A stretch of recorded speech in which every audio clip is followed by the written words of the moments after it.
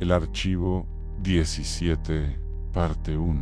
Este archivo permaneció sellado durante 27 años. No fue por una cuestión de seguridad nacional, ni por proteger secretos militares de alto rango. Permaneció oculto porque cada persona que tuvo la desgracia de escucharlo completo terminó suplicando que se apagara la cinta.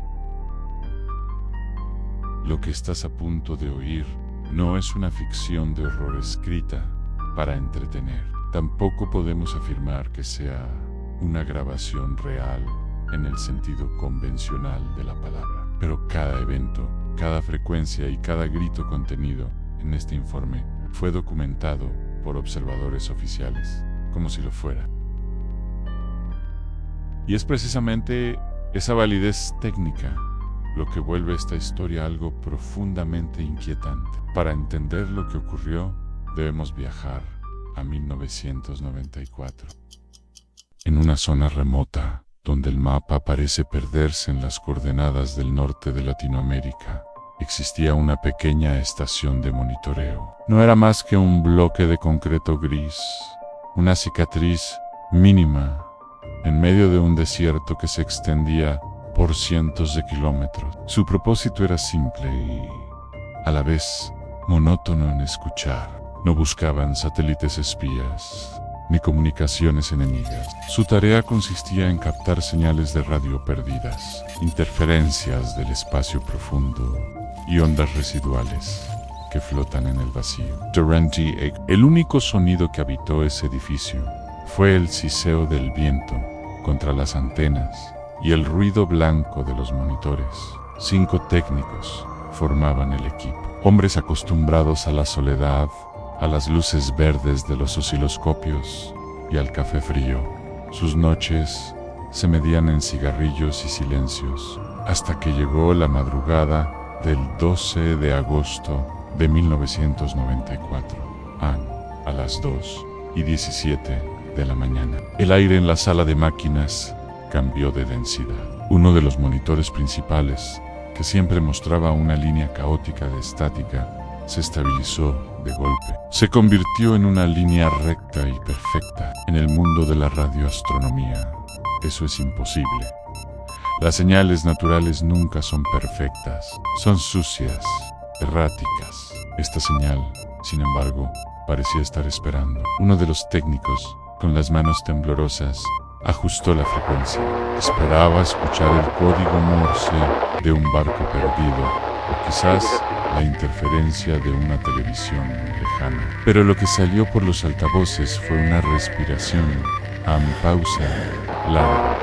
Una respiración lenta, controlada, grabada, con una claridad que ninguna señal de radio de la época podía permitir.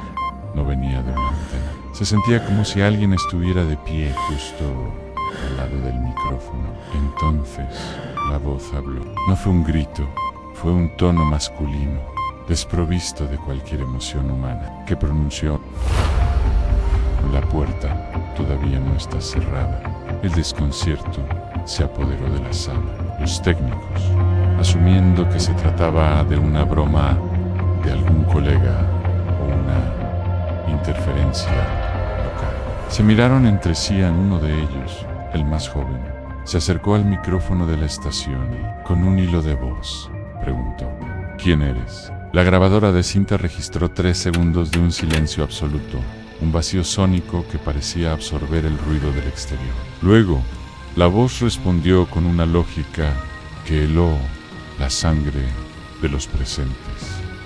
Todavía no me hicieron esa pregunta. En ese instante, comprendieron que no estaban escuchando una grabación grabada en el pasado. Estaban teniendo una conversación con algo que no debería estar ahí. Al día siguiente, nadie pudo dormir. La curiosidad y el miedo se habían mezclado en una obsesión. A las 2:17 alto M exactas, la señal regresó con la misma fuerza. Esta vez, la voz fue la que inició la interacción. Hoy hay más personas, dijo Anira Verdad. El director de la estación se había unido al turno para verificar la anomalía. El pánico comenzó a escalar cuando la voz empezó a describir detalles del entorno físico. Predijo el parpadeo de una lámpara defectuosa segundos antes de que ocurriera. Mencionó que el ventilador del rack principal se detendría. Y así fue. La voz no estaba prediciendo el futuro. Parecía estar leyendo el presente desde una perspectiva que ellos no podían comprender. En la tercera noche de transmisiones, la entidad abandonó los juegos de adivinanzas. Empezó a pronunciar nombres completos, direcciones de casas que los técnicos habían dejado atrás hace meses, fechas de fallecimiento de familiares que nadie en esa sala conocía. El tono de la voz seguía siendo el mismo en plano, monótono, casi pedagógico. Ahora saben que los conocen, sentenció la voz antes de que la señal se transformara en un estruendo de estática que quemó uno de los amplificadores. Uno de los técnicos escribió en su diario personal esa noche: esto no es una señal, es algo que nos está observando a través de los cables. Llegó la cuarta noche. La tensión era insoportable. El jefe de turno, buscando una respuesta lógica, cometió el error de profundizar. Se acercó al monitor y preguntó: ¿qué eres? Hubo una pausa de 15 segundos, donde el único sonido fue el latir del corazón de los hombres. La respuesta fue una frase que todavía hoy se analiza en círculos de criptografía. Todavía no tenemos una palabra que entienda. La voz utilizó el plural tenemos, pero estamos aprendiendo, añadió. La voz ya no sonaba tan mecánica. Empezaba a imitar las inflexiones de los técnicos, capturando sus miedos y su asombro. La última grabación recuperada de esa semana es la más corta y, paradójicamente, la que más daño psicológico ha causado.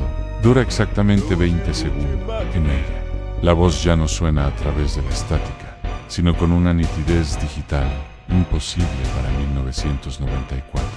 Ahora saben que somos reales, susurró con una cercanía aterradora. Hubo un silencio de 5 segundos, y luego la frase que selló el destino de la estación 17 mañana. Aprenderé, Musamentraj.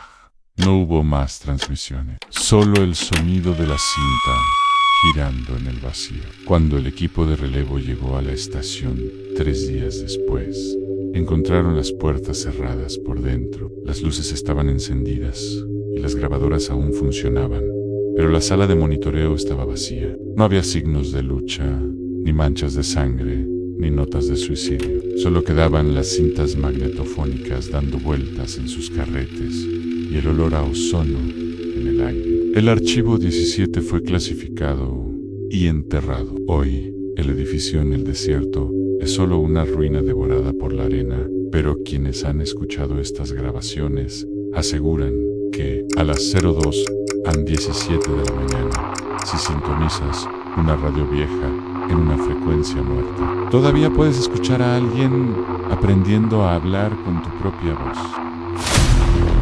Si te gustó, regresa mañana y veamos la segunda parte.